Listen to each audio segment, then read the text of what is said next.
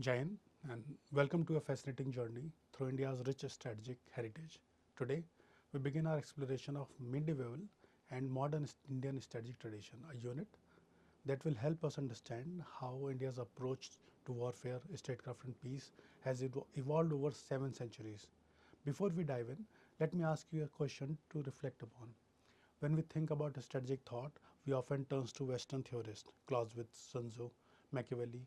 But what about our own traditions? What were the strategic innovation of the Marathas? How did our freedom fighters conceptualize resistance? These are the questions we will explore together.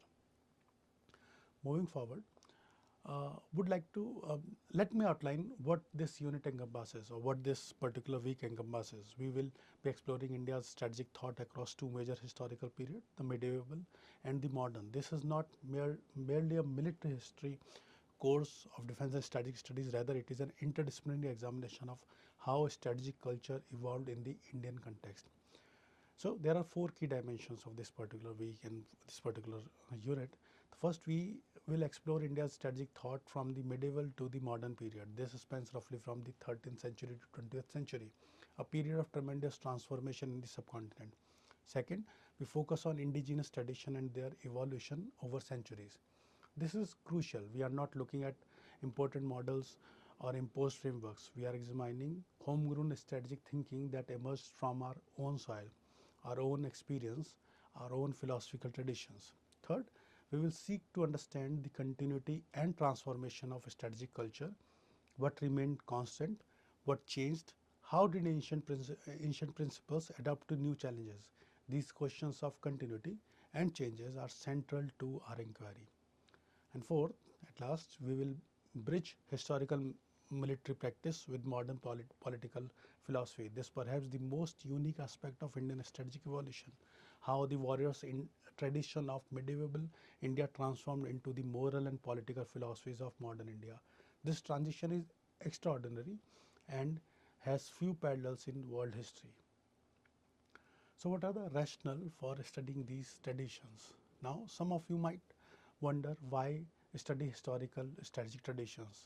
What relevance do military history or medieval military history practice have for contemporary strategic challenges? Let me offer four compelling reasons. First, understanding the roots of contemporary Indian strategic culture. Strategy is not created in a vacuum. Every nation's strategic behavior is shaped by historical experiences, its culture values, its past traumas and trumps. Uh, when we analyze India's current defense posture, its approaches to border conflicts, its maritime strategy, all of these have roots in historical experiences. The Marathas' emphasis on naval power, for instance, influences how we think about the Indian Ocean today.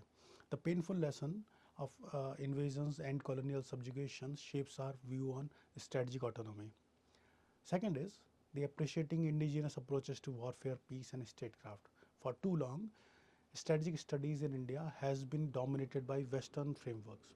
We have studied NATO doctrines, American counterinsurgency theories, European concept of just war. While these are valuable, we must also recover and appreciate our own intellectual traditions, the Rajput Code of Honor, the Marathas guerrilla tactics, Gandhi's Satyagraha. These are indigenous strategic innovation that deserve serious academic attention. The third is analyzing the impact of historical experiences on modern policy. History casts a long shadow. The colonial experience, the partitions, the war we have fought, these historical events profoundly influence contemporary policy debates. When policymakers invoke strategic autonomy or non-alignment, they are drawing on historical experiences and the intellectual traditions developed by Nehru and others. Understanding this historical context is essential for informed policy analysis. Fourth is bridging the gap between ancient wisdom and contemporary challenges. How do traditional concepts of dharma apply to nuclear strategy? Can Gandhi's principle of non-violence inform conflict resolution in Kashmir? What can we learn from Shivaji's decentralized command structure for modern counterterrorism operations? These are not merely academic questions, they have real world implications for how we approach contemporary strategic challenges. Moving forward, we'll try to understand the temporal scope and periodization of this particular unit. Let me now clarify that the temporal boundaries of our study. We are covering approximately 7 centuries of strategic thought divided into two major periods. The medieval period, that is from 13th to 18th century. This period witnessed three dominant military political systems that shaped the Indian subcontinent. Rajput traditions, flourishing particularly in Rajasthan and parts of northern India, characterized by the chivalric codes and fortress-based defensive strategies. Mughal traditions, from Babur to Aurangzeb, the Mughal created a centralized imperial system with sophisticated diplomatic mechanism and military innovation, particularly in the use of gunpowder weapons and artillery. The Maratha tradition, emerging in 17th century under Shivaji's and reaching their zenith in 18th century. The Marathas developed distinctive guerrilla warfare techniques, naval strategies, and decentralized political military structures. These three traditions were not isolated from each other. They interacted, competed, learned from each other, and collectively shaped the strategic landscape of medieval India. Let's move to the modern period, that is from 19th to 20th century. This period represents a fundamental shift from military strategy to moral and political philosophy. The colonial encounter forced Indian thinkers to reimagine concept of power, resistance, and sovereignty. We focus on four major thinkers. Swami Vivekananda, who emphasized spiritual strength and cultural regeneration as foundation of national power. Bal Gangadhar Tilak, who articulated political mobilization and the right to Swaraj. Mahatma Gandhi, who developed Satyagraha as a revolutionary form of conflict resolution. And Jawaharlal Nehru, who shaped India's post-independence strategic vision through non-alignment and internationalism. Notice the transition here, from sword to soul, from battlefield to moral forces, the force this unique to the Indian experience. Let's move forward. Let me examine the medieval period more closely. Three distinct yet interconnected military political systems shaped the subcontinent during this era. The Rajput tradition, or the Rajput developed what we might call an honor-based strategy culture. Central to their approach was the concept of Veer, valor, and Maryada, honor. And this is what the code of conduct. Key elements included in this particular period is chivalric code. Warfare was governed by elaborate rules of conduct. Battles were often preceded by formal declaration. There were convention about when fighting could occur, treatment of non-combatants, and rules of engagement. Fortification strategy. The Rajputs were masters fort builders. Think of Chittorgarh, Kumbhalgarh, Ranthambore. These were not the merely military installations, but a strategic nerve center that could withstand prolonged siege. The fort, the Durg, was central to Rajput strategic thinking. We will explore these topics further in elaborated manner in our next few lectures. The third was the honor-based warfare. The concept of Johar, self-immolation, and Sak, fighting to the death, reflected values where honor was considered more important than survival. This had both strategic advantages, creating fierce, committed warriors, and disadvantages, something leading to avoidable losses. So the Mughal brought a different strategic paradigm influenced by Central Asian tradition, but adapted to Indian condition. Imperial diplomacy. The Mughals were masters of Sulh-e-Kul, universal peace, which meant co-opting potential rival through sophisticated diplomatic mechanism. The Mansabdari system, matrimonial alliances, and the religious tolerance were all strategic tools. The centralized command, unlike the decentralized Rajput and later Maratha system, the Mughals created a highly centralized military command structure with clear chains of authority flowing from the emperor. Gunpowder warfare. The Mughals pioneered the use of artillery and firearms in the subcontinent. The first battle of Panipat, that is in 1526, demonstrated how gunpowder technology could overcome numerical superiority. Maratha tradition. The Maratha engaging in the 17th century represented a revolutionary approach to warfare and statecraft. The guerrilla tactics. Shivaji's Ganimikawa guerrilla warfare involved swift cavalry raids, avoiding direct confrontation with superior forces, using terrain advantages and maintaining mobility. This was a deliberate strategic choice by a resource constrained power facing the mighty Mughal Empire. Naval power. Unlike most Indian power, the Marathas understood maritime strategy.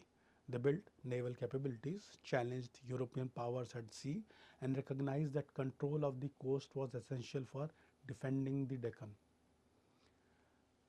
Then the decentralized operations. The Maratha Confederacy operated through semi-autonomous chiefs who coordinated but maintained significant operational independence. This provided flexibility but also created coordination challenges. Let's move forward. And now let me highlight some cross-cutting strategic element that have characterized medieval India warfare. One is terrain-based warfare and fortification system. Indian military thinkers understood the importance of geography, hill forts in the Deccan, river barriers in the plain, desert warfare in Rajasthan. Terrain shaped strategically profoundly. Marriage alliances and diplomatic maneuvering. The line between war and diplomacy was porous. Strategic marriages, Rajniti Vivah, were instruments of alliance building and power consolidation. The Mughals excelled at this, but Rajputs and Marathas also used matrimonial diplomacy. The code of honor and warrior ethics, particularly in Rajputana, but also visible in other tradition. There were ethical framework governing warfare concept of just cause, proportionally protection of non-combatants and treatment of defeated enemies. Then next is adaptation of technological changes. The introduction of gunpowder weapon uh, forced all Indian power to adopt. The Marathas, for instance, initially relied on cavalry but gradually incorporated artillery. This shows strategic flexibility and learning. Next is the great transition. Now we come to a critical juncture in our narrative, what I call the great transition. This is the shift from medieval military strategy to modern political and moral philosophy. That is from military strategy to moral political philosophy. In medieval India, strategic thinking was primarily about warfare, tactics, weapon, fortification, military organization. But in the modern period, particularly during the colonial era, strategic thinking transformed into question of political resistance, mass mobilization and moral phase. Why this shift? Because the nature of the challenge changed fundamentally. Next is colonial encounter that reshaped the strategic thinking of India and this particular subcontinent. The British colonial conquest was unlike previous invasions. It was not merely military conquest but administrative, economic, and cultural domination. Traditional military resistance proved ineffective against a technologically superior, organizationally sophisticated colonial power with global resources. Indian thinkers realized that liberation required not just military rebellion but political consciousness, economic self-reliance, and cultural regeneration. The 1857 revolt, while military significant failed because it lacked these broader dimensions. Later thinkers learned from this failure. There was shift from battlefield tactics to mass mobilization. Tilak, Gandhi, and others understood that freedom required mass participation. You could not defeat the British with a few thousand warriors. You need millions of ordinary Indians to participate in the struggle. This required a completely different strategic approach, from elite warrior code to mass movement, from cavalry charges to civil disobedience. Integration of Indian philosophical tradition with modern concept was also seen in this. We will also try to explore this. Here, what makes the Indian experience unique? Modern Indian strategic thinkers did not simply adopt Western political theories. They creatively integrated Indian philosophical traditions, concept from the Bhagavad Gita, Buddhist philosophy, Jain ethics with modern ideas about democracy, sovereignty, and international relations. Gandhi's Satyagraha, for instance, drew on ancient Indian concepts of Satyagraha, of Satya, that is truth, and Ahimsa, non-violence, but applied them to modern political resistance. Nehru combined Fabian socialism with Nehruvian ideas about world peace derived partially from Buddhist and Ashokan principles. This creative synthesis what distinguishes Indian modern strategic thought from mere important uh, im- importation of Western framework.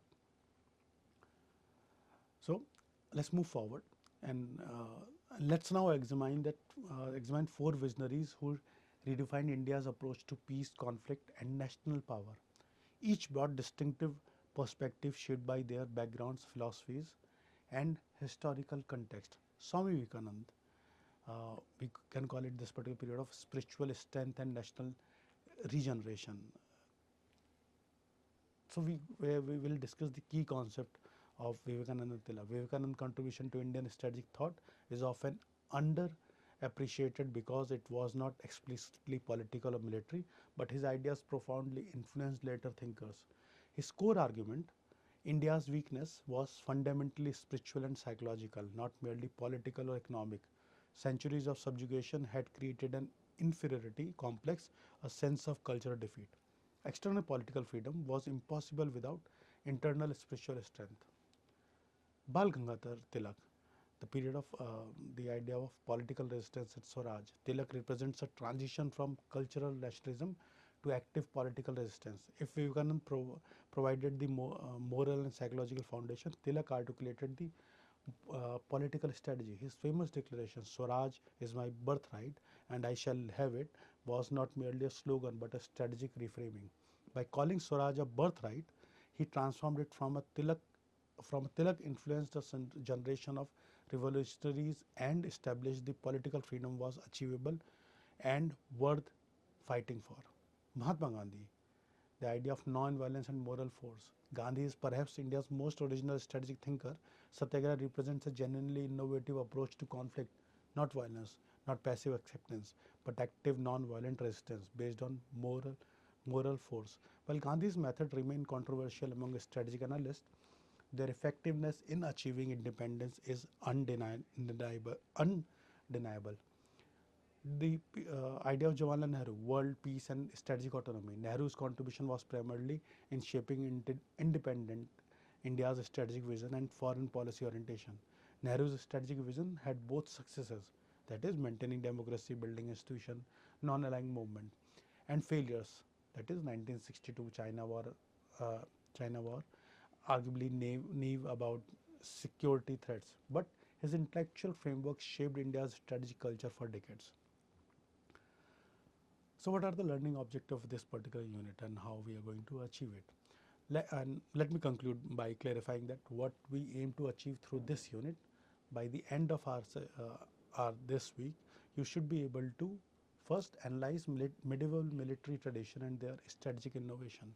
You will develop the analytical tools to examine how different Indian powers approached warfare, what made their strategies distinctive, and why certain approaches succeeded or failed in particular context. This requires going beyond descriptive history to strategic analysis. Second will be compare different approaches to warfare and statecraft. We will develop comparative frameworks comparing Rajput Mughal and Maratha approaches, comparing medieval military strategies with modern political philosophies, comparing Indian strategic thought with Western and Chinese traditions. Comparison sharpens analytical thinking. Third, evaluate modern thinkers' contribution to peace and conflict theory. You will be able to assess the intellectual contribution of Vivekanand, Tilak, Gandhi, and Nehru, and, their strategic thought. What was original in their thinking? How did they draw on Indian tradition? What are the limitation and continuing relevance of their ideas? Fourth, we will connect historical tradition with contemporary strategic challenges. This is the ultimate objective, deriving lessons from history for understanding contemporary issues. How do medieval lessons about terrain-based warfare apply to border conflicts? How can Gandhian conflict resolution method forms approaches to internal security challenges? Can non-alignment principles guide India's position in multipolar world?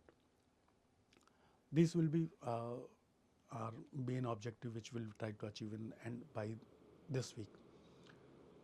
Let me conclude with a thought. Strategic studies in India has often looked outward to Western theories, to Chinese and Russian doctors, to American military thinking. This is valuable and necessary. We live in an interconnected world and must understand how others think about strategy. But we must also look inward to our own tradition, our own thinkers, our own historical experiences, not with uncritical glorification, but with scholarly rigor and analytical depth. Every nation's strategic culture is shaped by its history and philosophy. Understanding our own strategic tradition is essential for developing authentic, contextually appropriate approaches to contemporary challenges. The study of strategic tradition is not merely about the past, it's about understanding ourselves, our civilization, and our place in the world. It equips us to not just consumers of strategic thought, but contributors to it. Thank you. I look forward to our exploration together in these coming lectures. Thank you.